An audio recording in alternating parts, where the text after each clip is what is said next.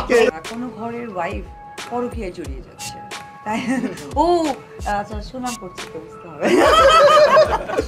আচ্ছা, এই হিটম্যান সিনেমায় ঢালিউড কুইন অপু বিশ্বাসের সহশিল্পী হিসেবে কাজ করেছেন জয় চৌধুরী।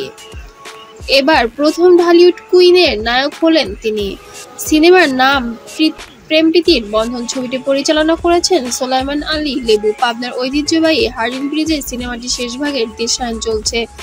সিনেমার এক দৃশ্যে দেখা যাবে জয়ের সঙ্গে পালাচ্ছে অপু বিশ্বাস।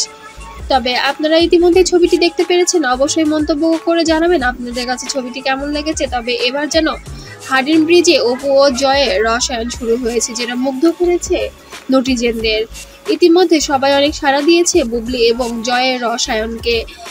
অপু এবং জয়ের কেমিস্ট্রি অনেক ভালো হয় টিভি পর্দায়, আমরা সবাই ইতিমধ্যে দেখতে পেরেছি। তার কারণ অপু তার ম্যাচুরিটি দিয়ে ছবিটাকে সুন্দর করার চেষ্টা করেছে এবং জয় তার ক্যারিয়ারকেও সুন্দর করার জন্য